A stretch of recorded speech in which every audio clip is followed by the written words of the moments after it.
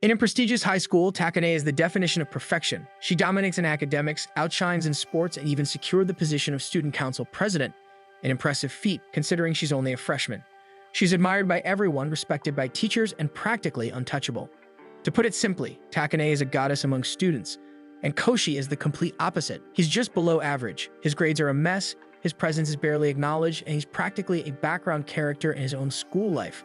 Yet despite the overwhelming gap between them, Koshi can't help but admire Takane from afar.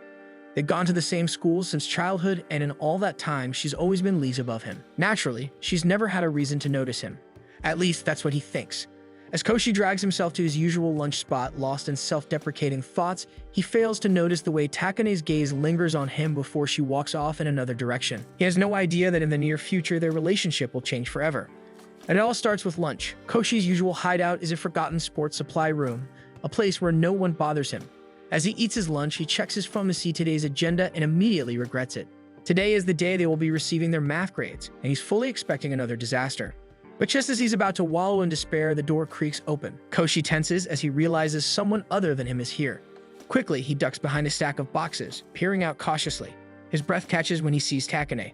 Before he can even process why someone like her would be here, she casually begins to undress. Koshi spins around, pressing himself against the supplies. His mind races, willing himself not to peep at her to give her some privacy. But he finds his resolve breaking when he hears the soft rustle of fabric hitting the floor. Against his better judgment, his eyes betray him, and he sneaks a glance. As the lunch break ends, students shuffle back to class. Koshi takes his seat, still trying to process everything. The teacher starts handing back graded exams, and Koshi braces himself for the worst. But when he gets his test back, he is pleasantly surprised to see that he actually passed the exam. Then something even more shocking happens. When Takane gets her paper back, she doesn't get 100%. The class falls silent. Whispers ripple through the room. The Queen of Perfection got a 98. Koshi watches her closely, wondering what might have happened. But before he can react further, something strange happens. The air around him shifts. He then sees a strange butterfly fluttering to where a door appears out of nowhere, floating in space. Strange lines begin to move, rewinding. In an instant, Koshi is back to where he is about to receive his test score. Koshi walks up to receive his test paper, trying to convince himself that what he just experienced was nothing more than a strange dream. The idea of him passing on the first try is already unrealistic enough, so maybe he imagined the whole thing. Maybe it was stress, exhaustion, or just a weird case of déjà vu. But as his eyes scan the page, his stomach twists. The score in front of him is exactly the same as the one from his vision. When the teacher calls out Takane, Koshi looks up, remembering how she scored a 98. But this time, there's no reaction, no whispers, no murmurs of disbelief, because Takane has scored a perfect 100. At the end of class, Koshi realizes that every bizarre thing that happened today seems to revolve around one person, Takane. So he decides to confront her about her test score in the student council room. When he enters, he nervously mentions that he saw her score a 98. The moment he mentions it, the air in the room shifts. Her posture remains composed, but there's something different now. A coldness settles in her expression. Her presence, once inviting, now feels suffocating. His back hits the wall before he even realizes it, and Takane is standing too close. Takane tries to ponder when she put her guard down and concludes that Koshi must have seen her plot in the sports supply room. She backs Koshi into a wall as he tries to come up with excuses. Suddenly she smiles, telling him that nothing can be done at this point and they need to come up with a deal to keep her secret. Koshi's mind is filled with worry. He thinks that Takane might find a way to expel him. So when she hands him a cup of water, he accidentally drops it due to being so nervous. Luckily, Takane manages to prevent herself from getting wet. Koshi scrambles to wipe away the spilled water from the floor, and the moment she decides the time is right, she displays her ability. She then begins to undress, and Koshi is suddenly brought into the dark space where the butterfly appears.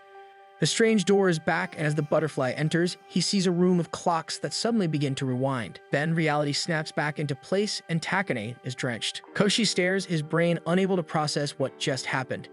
Koshi barely has time to process everything that just happened before Takane begins explaining. With the same confidence she always carries, she reveals the name of her ability, Eternal V-Card Road. She states without hesitation that it allows her to rewind time whenever she removes her plot. Just moments ago, she had taken off her plot on purpose, ensuring she would get hit by the spilled water, improving her power before his very eyes. Her tone remains steady as she explains that whenever she activates her ability, the plot she removes ceases to exist. It's erased from reality itself, and the reason Koshi remembers is that he saw her plot back in the storage room. That alone makes him an exception. Koshi's mind spins, trying to keep up, but his focus keeps slipping.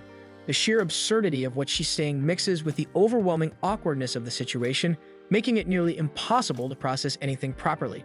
His mind refuses to settle, and yet Takane carries on as if this is nothing out of the ordinary. She recounts the first time her ability manifested. It was during a sports festival in the 5th grade, a day when she was expected to win without question. But just before the race, the bento she ate had already gone bad, causing her stomach unbearable pain. She tried to push through it, but her body slowed against her will, and for the first time in her life, she failed to take first place. The frustration of losing, the humiliation of coming second, was too much to bear. And then, just when she thought the day couldn't get worse, she peed herself in front of everyone. Desperate to escape the shame, she rushed to change, slipping off her soaked plot without a second thought. And in that moment, the world shifted. Time reversed. Suddenly, she was holding the flag meant for first place. From that moment on, she understood. This ability existed to ensure she never lost. And now she knows he remembers things no one else can. Takane continues, seemingly unaware of his growing panic. She casually complains about the inconvenience of always having to carry spare plot, saying it's a hassle to constantly be prepared for emergencies. But now, she has a solution. Koshi, with his ability to remember events before the rewind, is the perfect candidate. He will become her closet. Koshi freezes. He feels that the offer is completely absurd since it sounds like she is making him her own servant. His mind screams that he needs to get out of here, but before he can take a step back, Takane moves first. She tells him that by becoming her closet, he will no longer be just another forgettable face. He will be someone special. He will matter. However, Koshi still refuses to cooperate and turns to leave. Koshi barely makes a step toward the door before Takane moves to block his path, and they end up falling to the floor. For a brief moment, he is frozen in shock, his mind scrambling to process what just happened. But she suddenly lets out a piercing scream. The sound echoes through the halls, loud enough to reach the ears of every student nearby. When the door bursts open, they are met with a scene that leaves little room for interpretation. Gasps and shouts fill the air as several students grab Koshi, yanking him away from Takane. The girls in the crowd immediately pull out their phones, calling the police. Realization crashes down on Koshi like a ton of bricks. He's being framed. His mind races, trying to find a way out, but everything is happening too fast. The crowd's judgment is swift, and before he knows it, officials are already arriving, ready to take him away. Just as he is about to be dragged out of the room, Takane finally speaks, her voice soft and almost teasing. She asks him if he wishes for none of this to have ever happened. Swallowing his pride, he turns to her and begs her to use her power. Takane smiles, a victorious gleam in her eyes. She has him exactly where she wants him. If he wants her to save him, he has to agree. He has to become her closet. With no other choice, Koshi slowly agrees. A strange, surreal space of floating clocks and shimmering light surrounds them once more, signaling the rewind. Takane, now free of the previous events, takes full advantage of her victory. She explains his new role, clearly enjoying his discomfort. She teases him, making light of the situation as if trapping him into servitude is nothing more than a game. For his first task as her closet, she gives him an order. He has to put new plot on her. Since the one she removed was erased from existence, she now needs a replacement. She playfully blames him for the inconvenience, reminding him that she had to remove it for his sake. When he hesitates, she wastes no time in reminding him of his position. Begrudgingly, he digs into her bag and pulls out a pair of pink frilly plot. His hands tremble as he approaches her, the reality of what he's about to do setting in. Despite the absurdity of the situation, he knows he can't refuse. Takane, watching his every move, notices something peculiar. Despite the fact that he had openly stared at her plot earlier in the day, he now keeps his eyes firmly shut. Ever since he had entered the student council room, even when she had purposely exposed herself, he had made an active effort to avert his gaze. She had been certain that he, like any other boy, would have wanted to take in every detail, but instead, he had tried to respect her modesty, even when she had given him no reason to. She casually mentions that he is a gentleman, like back then, hinting they have met before. But before Koshi can dwell on her words, she gives him a new order, putting on her plot. This time, she challenges him to do it with his eyes closed. Koshi can't help but relive the day he agreed to become Takane's closet. The memory clings to him, haunting even his dreams. When he wakes up in a cold sweat, there's a fleeting sense of relief as he realizes it was just a dream, only for that illusion to shatter the moment his phone buzzes with a message from Takane. It's a brief reminder of his duties, curt and casual, followed by a photo of herself. As he makes his way onto the school grounds, he spots Takane surrounded by admirers. Koshi watches from afar, the image of the Takane from yesterday clashing violently with the girl he sees now. He wonders if that version, the one who stripped in front of him without shame, who forced him into servitude, is the real Takane, and this version is merely a well-rehearsed act. Lost in thought, he's caught off guard when Takane appears beside him, greeting him as though they're the best of friends. Whispers ripple through the students as they wonder why Takane would spare even a second for someone so unremarkable. Without breaking her smile, she leans in close and whispers a command into his ear. He is to report to the student council room before homeroom begins. Following her instructions, Koshi quietly steps into the student council office. She seems amused by his discomfort and reassures him, claiming they are partners. Takane hands him a small bag, and as Koshi hesitantly reaches inside, his fingers brush against something soft and he pulls out one of her plot. With the same unbothered tone, she instructs him to carry the bag with him at all times. Those are the replacement plots she'll need right after using her ability. It's his responsibility to put them on her the moment she's done so she doesn't lose time preparing for another rewind. She moves to lift her skirt to demonstrate, but Koshi quickly intervenes, urging her to stop. She meets his resistance with a thinly veiled threat, reminding him of the incident she saved him from, an incident she could easily unsave him from if she felt like it. Left with no real alternative, Koshi reluctantly agrees to do what she asks. Then with surprising sincerity, she admits that even for her, showing her plot is embarrassing. But it's only Koshi who sees it. She's willing to endure it. For a split second, Koshi feels a flicker of warmth, but he knows better than to trust her sudden vulnerability. When he voices his suspicion, Takane doesn't even bother to deny it. She laughs and admits that, yes, she's being manipulative. It's simply how she operates. Sensing their conversation is wrapping up, Koshi turns to leave.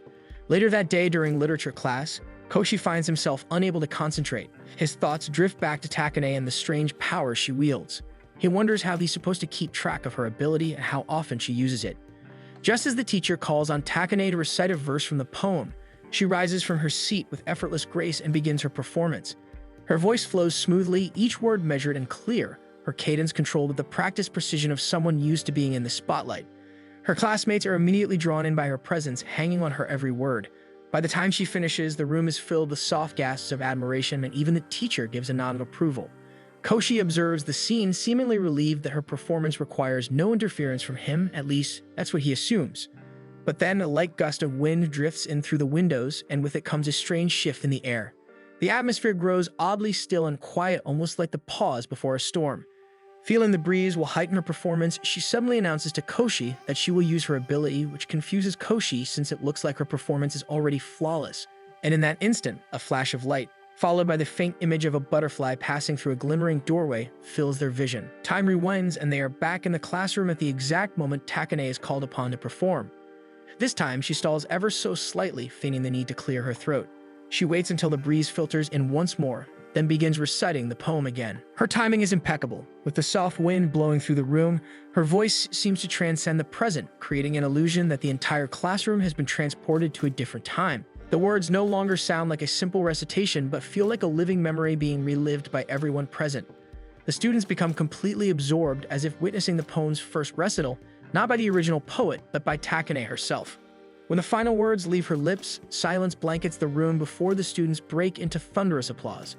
Takane quietly sits back down in her seat, casting a triumphant glance toward Koshi. Her expression makes it clear, this wasn't about correcting a mistake, it was about surpassing perfection. Koshi feels the pressure mount. Takane throws a crumpled piece of paper at the back of his head to remind him of his responsibility. He glances around, unsure how to proceed in the middle of class. Deciding it is impossible, he decides to wait till it's their break to hand her some plot. Takane, sitting just a few feet behind, shifts in her chair so that her skirt hikes up ever so slightly, making it clear that she's applying pressure in her own silent way. Koshi watches her in horror, knowing that she's doing it on purpose to pressure him into putting her plot on as fast as he can. Takane, so as to give Koshi an excuse to bend down, points out that he dropped an eraser, despite his eraser being in his pencil case. Remembering the way Takane had easily manipulated the situation before and framed him when he failed to follow her orders, Koshi realizes he has no choice but to comply. The risk of defiance is too great. Quietly, he reaches into his desk's side compartment and pulls out the small bag she entrusted to him. With his nerves on edge, he makes his way toward Takane's desk, pretending to retrieve the eraser she claimed he dropped. It's positioned perfectly, right in front of her chair. As soon as he's finished, he returns to his seat quickly, suppressing his rapid breathing and trying to calm the rush of adrenaline pulsing through him. Koshi surveys the room, expecting someone to have noticed something suspicious, but everyone is either preoccupied with the teacher or their own notes. He exhales deeply, and a small smile escapes his lips. For a moment, he feels triumphant, satisfied that he completed the task without attracting attention.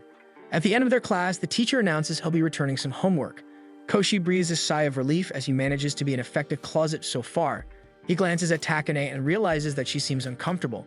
Glancing between her legs, he sees that he hadn't pulled the plot on all the way. He debates whether she's even aware of the problem, but the teasing glint in her eyes confirms that she knows, and worse, she expects him to fix it. His thoughts spiral. If he leaves it as it is, the plot might slip off when she stands to collect her return homework. her pristine image would be shattered. In another scenario, she could easily twist the situation to blame him for doing something inappropriate, causing a repeat of before and ruining his future for good. He questions whether he should allow her to continue manipulating him like this. Just as he resolves not to intervene, Takane's name is called. Before she can even rise from her seat, Koshi is already on his feet, walking straight to the front of the class. He speaks quickly, apologizing to the teacher for mishearing his name. The teacher, slightly confused but not concerned, tells him to bring Takane's homework back to her desk since he's already there. Koshi returns to her desk, placing the workbooks down, embarrassed for letting Takane manipulate him again. Takane, sitting calmly and utterly satisfied, gives him a knowing smile and offers a playful thank you. He turns to leave, eager to create some distance and let his heart settle. But before he can take a step away, Takane casually lifts both her feet and locks them around his ankles, effectively trapping him in place. Without raising her voice, she instructs him to finish the job properly this time, her tone calm but commanding. Koshi freezes in place, his eyes darting nervously around the room to ensure no one is paying attention to them. Just as he manages to slide the plot into place with his leg, someone suddenly calls his name from across the room. The sudden contact makes Takane let out a quiet, unexpected sound. Koshi quickly turns back to her, confused, concerned he may have heard her, but she quickly averts her gaze, her cheeks tinted a faint pink and her demeanor far less composed than usual. Back in the student council room, she praises Koshi for completing his duties without getting caught and congratulates him on his successful first day as her closet. Koshi, still tense from everything that happened, admits that he nearly passed out from the stress. Surprisingly, Takane apologizes for pushing him so hard on his first day, her tone unusually soft. Curious, Koshi asks what she would have done if he hadn't stood up to deliver her paper earlier. Takane admits with a smirk that she hadn't planned anything at all. She was completely confident he would act in her favor. She flips the question back at him, asking why he did it. Koshi fumbles for a response, unsure of his own motivations. Takane decides to answer for him, suggesting it's because he doesn't want anyone else to see her plot but him. The bold suggestion causes him to go quiet, caught off guard. He tries to deny it, but doesn't know what else to say. Takane, smiling with amusement, says she wouldn't mind if he was a little possessive. His face burns at her words, and in an effort to change the subject, he brings up the strange noise she made earlier. She immediately denies making any such sound, brushing it off with a suspiciously quick response. Later that night, Takane returns home and begins packing her bag for tomorrow. She takes her time, carefully choosing which pair of plot to bring, giving more thought than usual, not just for function, but also considering which ones she thinks Koshi would like best. Takane is asked by the teacher to bring a tall pile of activity booklets to another class. She accepts the task without hesitation, her expression calm and composed. Almost immediately, a few of her classmates, eager to gain even a sliver of her attention, offer to carry the materials for her. From his seat, Koshi watches the scene unfold, noting how naturally admired and adored she is by her peers. Just as he settles in to watch her leave, he hears her decline their classmates' offer of aid and sees her take off her plot. He then feels that now familiar sensation, time rewinding. Before he can process why, they are thrown back to the moment her classmates first offer to help. Koshi, startled, gets to his feet, trying to anticipate what Takane expects of him. He recalls her firm words about his duties as both her servant and her closet, and suddenly it becomes clear. She wanted him to be the one offering help, not anyone else. Panicked and determined to fulfill his duties, he rushes to her side and offers to carry the workbooks for her. Once they're out of view, Takane stops him in the hallway. Her voice is firm but not cold as she scolds him for hesitating. She reminds him that she doesn't use her ability for trivial corrections. Everything she rewins is for a purpose, and it's his job to be ready, not reactive. He reminds himself once more why he agreed to stay near her, why it's important to keep her secret and support her role. They each take half the pile of workbooks and begin walking toward their destination. Along the way, they are intersected by a crowd of Takane's admirers, each one eager to lend assistance or offer praise. Koshi can't help but stare in awe. Even outside the classroom, Takane is a figure of worship. But what impresses him more is her ability to handle the crowd gracefully. She doesn't just deflect their help, she compliments them on recent achievements, calling each student by name and encouraging them with small, thoughtful remarks. Koshi trails beside her silently, caught off guard by her attentiveness. Later, when they're alone in a quiet, empty room, Takane scolds him again, this time more gently, reiterating the importance of reading her signals and supporting her efforts seamlessly. As they continue their errand, Koshi tries to steer the conversation away from his shortcomings. He mentions how smoothly she handled the crowd and compliments her public presence. Takane accepts the praise, explaining that it's only natural for someone who wants to work in the AV industry someday. She adds that her role as student council president means something to her. It's not just about appearances, but about building relationships and leaving a lasting impression. Koshi's curiosity deepens when he realizes something. She had called each student by name. He asks if she actually knows everyone personally. Takane confirms it proudly, explaining that she made it her mission to memorize the names and basic profiles of every student after becoming president. To her, it's only fair. If the entire student body remembers her, then she should return the favor. As they head back to class, Koshi follows a few steps behind, watching how her hair moves with every step and feeling a strange mix of admiration and warmth toward her. He still doesn't understand all of her motives, but slowly, a part of him begins to believe in her effort. Takane then says that one of her best tricks is memorizing students' simplified profiles. Takane continues down the stairs and casually recites Koshi's entire student profile, listing off even the more embarrassing details without a second thought. She mentions his weak will, poor academic standing, and lack of friends. Koshi exclaims that her version of a simplified profile has way too much detail. His comment earns him a sharp look from Takane, as if accusing him of implying she put extra effort into memorizing his file. Realizing he may have crossed a line, Koshi apologizes quickly. Takane doesn't let it go so easily, using the moment to tease him, accusing him of being a pervert and suggesting he's more interested in her body than he admits. Koshi refuses to look at her and denies everything. Trying to escape the awkward conversation, he walks ahead of her down the stairs. Takane, not one to be ignored, kicks him just enough to make him stumble.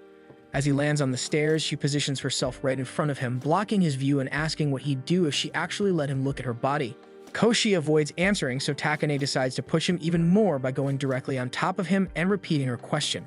He begs her to stop messing with him, nearly slipping up with a more honest response. He manages to redirect his answer, saying he'd rather get to know her first before anything else. Takane laughs, amused by his attempt to be serious, and backs off, saying she was only joking. She then teases him again, hinting that his response might mean he's open to the idea of dating her. Koshi follows behind her, still overwhelmed and unsure of what just happened. As he tries to catch up, he trips again, this time hard enough to knock him out. When he comes to, Takane is hovering over him. They're now in the infirmary. She explains that the fall was worse than expected, and that she had to rewind time just a little to soften the blow, but it still landed them in the nurse's office. She then pulls him back to her, his head now resting on her lap, and while holding him there, casually continues their earlier conversation. She concludes that he's obviously serious about wanting to know her better. Koshi sits up in a panic, realizing it's already after class and that he's missed his remedial sessions, especially gym, which he had actually been trying to improve in. Stating how serious Koshi was about improving in the gym, Takane takes it upon herself to step in. Without warning, she volunteers to supervise the remedial class, catching everyone off guard. Her presence brings a new energy to this session, and the rest of the students immediately push themselves harder, eager to impress. Koshi, on the other hand, struggles. He's dead last, trailing behind everyone despite his efforts. Takane notices and calls him over. She moves directly in front of him, adjusting his posture and explaining how to run more efficiently. But Koshi can barely focus. Her body pressing close to his is too much of a distraction. Takane picks up on it and snaps him out of it, telling him to get his head in the game. Despite the help, Koshi still ends up last. Worse, he doesn't even make the time cut off. The others mock him without mercy. He's crushed. That's when Takane resets everything. Her voice calmly announces that they'll do it over until he gets it right. Suddenly, Koshi's back at the starting line. Everyone starts running again. Koshi turns toward Takane, unsure if he should perform his usual closet duties now, but she tells him to worry about it after he finishes the run. A few minutes into the run, Koshi already feels fatigue creeping in. His legs are burning and he's about to give up when Takane suddenly appears on a bicycle, riding beside them and cheering the class on. Her enthusiasm catches him off guard. She's really doing her best for him. He feels a pang of guilt. He wanted to succeed, and now she's here helping him try again. Then he sees Takane rising up on the pedals, her skirt fluttering dangerously in the wind. Koshi panics. If she keeps standing like that, the guys behind her are going to get a full view. Without thinking, he bolts forward when she passes him, pushing his exhausted body to run faster just to block anyone's view. The finish line comes up before he realizes it. He collapses after crossing it, chest heaving, completely spent. Takane walks up to his collapsed form and reminds him to do his job. Still catching his breath, Koshi helps her with her plot and blinks in disbelief when she tells him he was first. He hadn't even noticed. He was so focused on protecting Takane's modesty that he didn't realize he'd outrun everyone. He admits it feels good, even if he's still far from her level. Takane seems genuinely pleased with his progress and tells him it's time to go home. Later that evening, Koshi gets home and realizes he still has Takane's plot bag. He thinks about giving it back tomorrow. He idly wonders what kind of plots Takane owns and tries to sneak a peek, but suddenly his phone rings. Takane's on the other end and she casually asks about the bag, adding that without her workout plot, she can't go running like she planned. Koshi immediately senses that she's asking him to bring it over, so he decides to do so since her home is nearby. Before he leaves his home, he suddenly thinks that this might be all a test if he knows how to act like a proper closet. He reminds himself that he's supposed to act as a closet, a role meant strictly for school-related situations. Anything beyond that feels like crossing a line. After all, Takane doesn't need a closet at home, and certainly not an errand boy. But then his phone lights up indicating he received a message. Takane has sent him a string of images, suggestive ones. Each photo is paired with a teasing message about how much she needs that specific plot, complaining that the others just don't perform as well. She insists she can't focus without it and continues to press the idea that Koshi, as her closet, should already be on his way. Then another image arrives, Takane clearly already outside.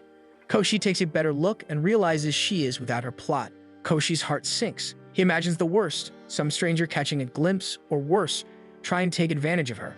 But he immediately stops himself. Takane is not helpless. If anything, she's stronger, smarter, and more capable than most people. She could defend herself better than he could. However, a sudden urge to protect her drives him to leave his house and bolt towards the park. When he arrives at the park, slightly out of breath, he finds her calmly seated on a bench. She looks up at him and doesn't miss a beat, scolding him for being late. She then softens, thanking him for following through. She points out that he's now acting like her closet even outside of school, a detail that she seems oddly pleased about. Takane teases him about his thoughts, clearly enjoying the idea that he was imagining all kinds of things. Koshi insists he wasn't. He only came because he was genuinely worried something might happen to her, and he felt responsible. Takane goes quiet for a moment and turns her back to him, her cheeks flushing. Koshi thinks he might upset her, but before he can say anything, she turns around with a small, honest smile, one that's completely different from her usual smug expressions. She thanks him sincerely and Koshi freezes. For a second, it feels like the world slows down. But just as quickly, she shifts the energy again, telling him he should feel honored to see this side of her. Koshi doesn't know how to respond. Deep down, he wonders if the only reason he's special is because he remembers her ability. Despite the possibility, he finds himself wanting to stay in his current role. Before he can sink deeper into that thought, Takane snaps him out of it by asking if it's okay for him to keep worrying about her. Then she reaches out for her bag. When he hands it over, she notices how warm it is. Koshi had been clutching it the entire way here. With a sly grin, she throws in one more tease, accusing him of doing something inappropriate with it. Koshi turns red, stammering in denial. She just laughs, clearly satisfied with his reaction, and continues her walk home with Koshi following her, hoping to clear his name.